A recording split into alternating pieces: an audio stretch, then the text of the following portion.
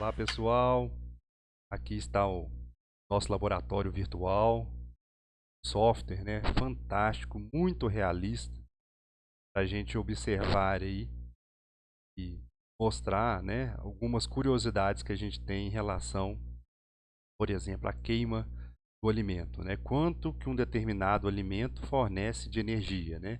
Quando a gente olha nos rótulos lá das embalagens dos alimentos, tem lá quantidade de gramas daquele alimento, né? A gente tem uma dada caloria, né?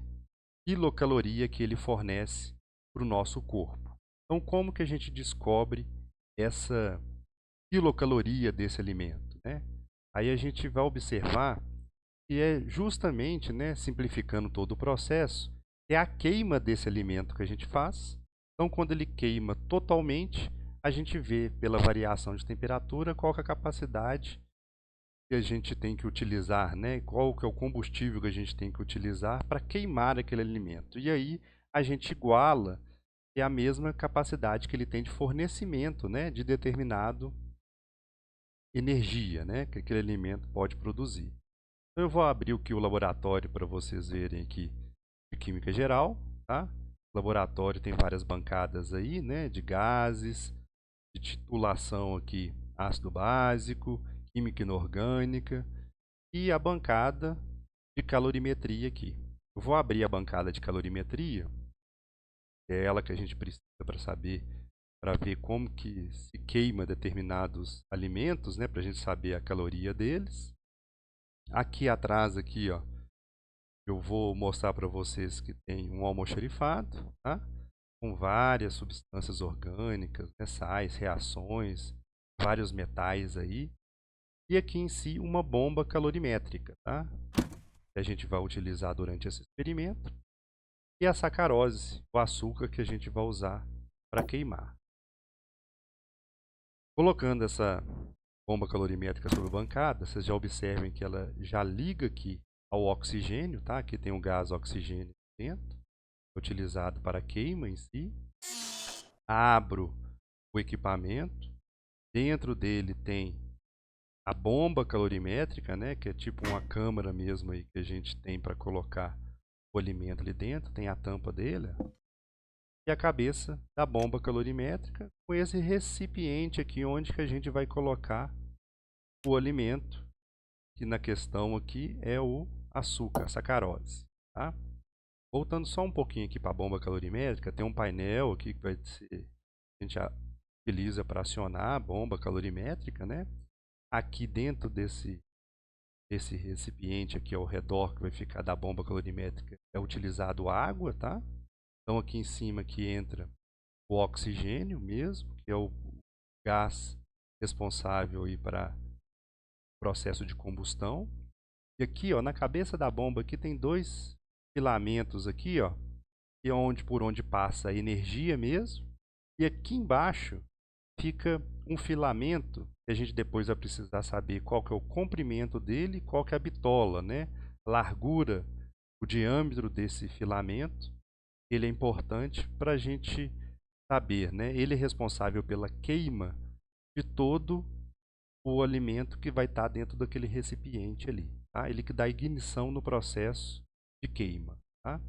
Então eu vou abrir aqui também agora, ó, essa balança de precisão, tá? Vou colocar aqui um copinho, a gente vai colocar o alimento ali dentro dele, né?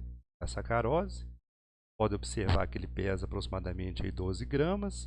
Eu vou zerar para desconsiderar ele, porque eu só quero o peso mesmo do alimento que a gente vai colocar aí dentro, da sacarose, do açúcar, né? Então, ó, eu vou abrir aqui, vou pegar uma dada quantidade de açúcar, tá? Ó, e vou virar lá, ó. Observem aí, ó, 0,97, né? 0,9735. Pode só pegar duas casas depois da vírgula aí, 0,97. Bom, a gente vai voltar aqui para montar novamente a nossa bomba calorimétrica. Então, estou colocando um copinho aqui na cabeça da bomba calorimétrica, ó, colocando dentro da bomba propriamente dita e fechando essa bomba. Observa que eu vou colocar aqui dentro, vai fazer até um barulho de água.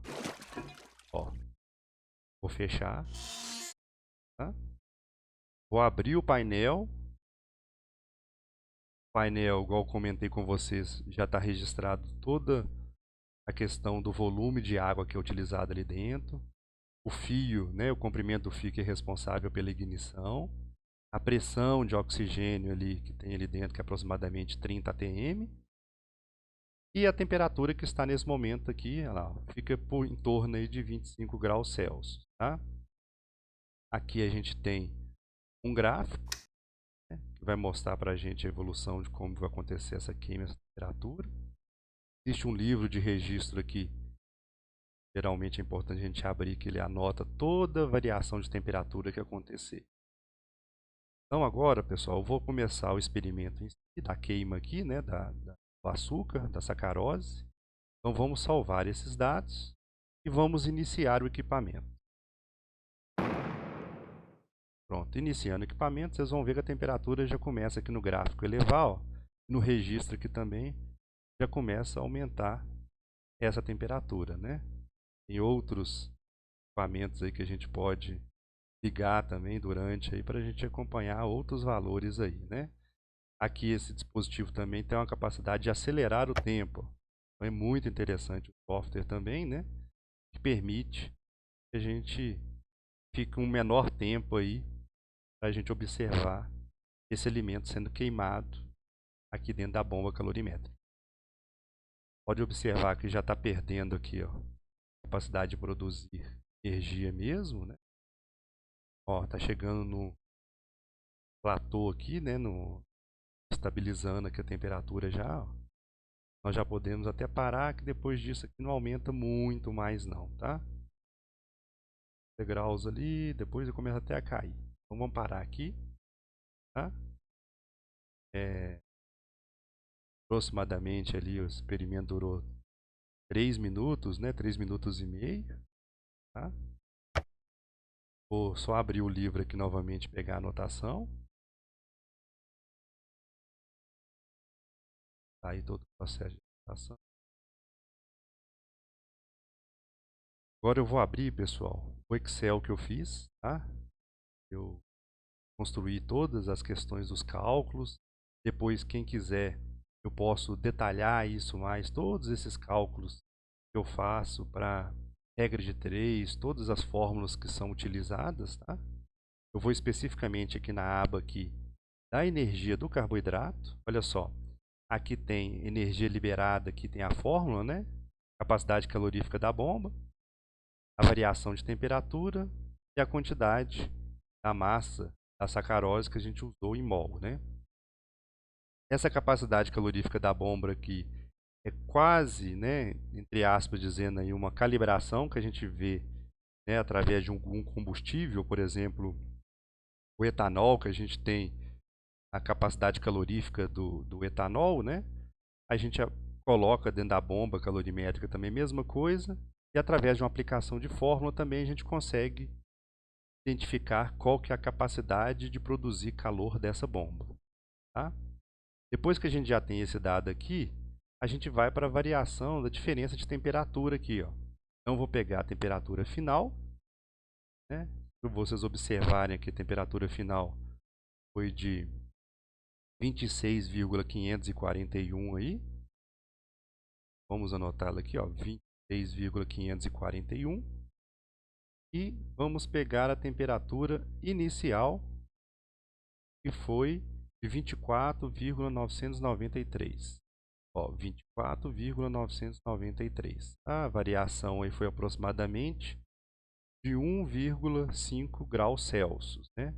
Depois disso, pessoal, eu tenho que fazer toda a conversão aqui, né, para saber quanto que tem em gramas, né, por mol aí de sacarose, tá?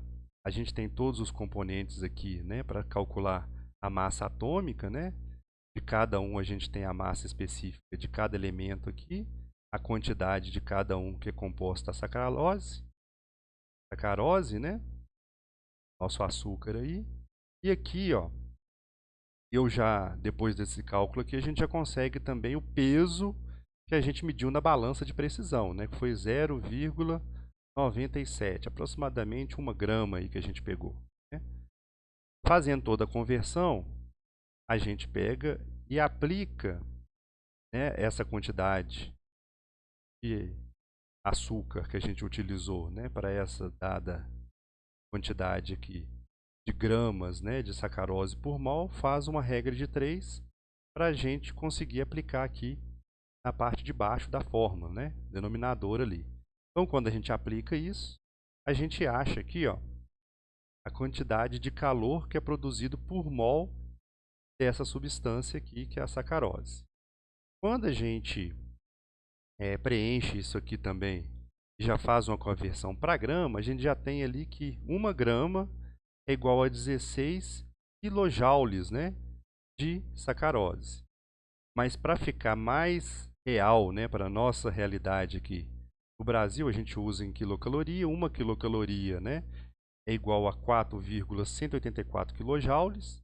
A gente aplicando uma regra de 3 simples aqui, a gente consegue ter o valor que, para cada 1 grama, então, de açúcar, né, de carboidrato, né, no caso aqui a sacarose, né, queimada, ele libera uma energia para cada 1 grama de aproximadamente 4 quilocalorias.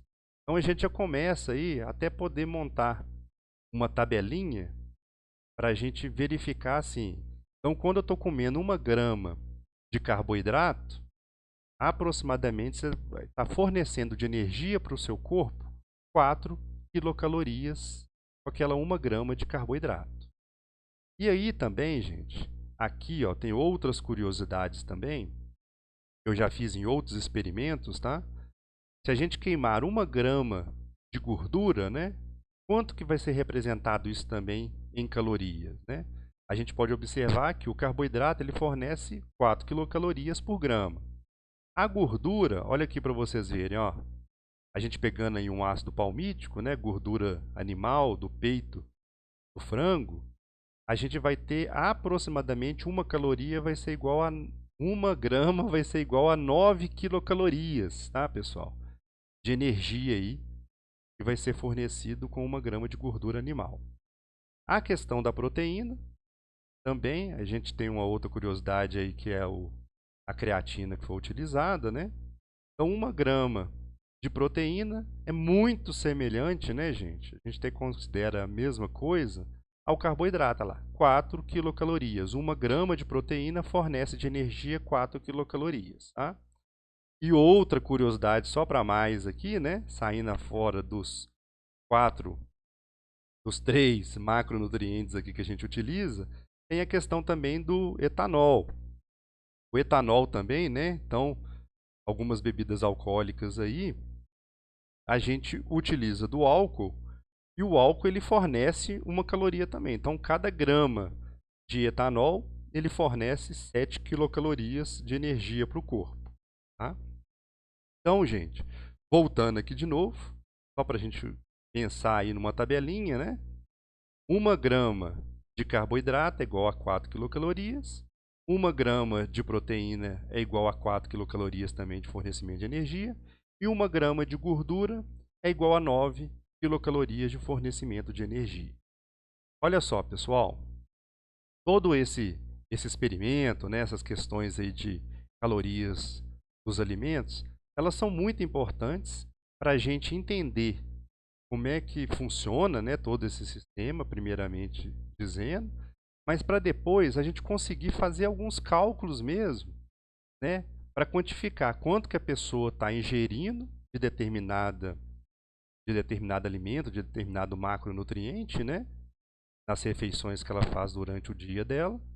E depois também a gente tem um aparelho semelhante a isso também, que tem uma câmera, que a gente consegue ver, né, estimar ou precisar mesmo fazer um cálculo direto aí de quanto que a pessoa tem capacidade de gastar essa energia, né? Porque em cada atividade que a gente faz, a gente tem um gasto energético, né? A gente fala aí que quanto mais a gente aumenta a intensidade, a gente gasta mais energia, né? E quanto mais baixa a intensidade, ou em situação de repouso, a gente gasta menos energia, né? Lembrando que a gente tem que estar sempre, né, gastando energia para a gente manter o corpo vivo. Tem uma taxa de energia que a gente gasta que é a básica, né? A gente não pode, inclusive, nem comer menos do que isso, porque essa energia é a básica para manter o nosso corpo em funcionamento, né? A taxa metabólica basal, funcionamento de todo esse metabolismo aí, né? Para o nosso cérebro continuar raciocinando aí as demandas que a gente precisa dele, né? Mandando as funções todas aí, nosso coração batendo, os nossos músculos agindo em determinada situação para a gente movimentar de uma determinada forma, né? Mas assim, então tudo isso a gente precisa ver o equilíbrio, né? Se a gente vê essa questão de uma determinada quantidade de energia que a gente está se alimentando, uma quantidade de gasto, então a gente usa a matemática aí para a gente ver, é como se fosse uma balança mesmo. Como é que está sendo essa diferença? Será que você está comendo mais do que você está gastando ou será que você está gastando mais do que você está comendo?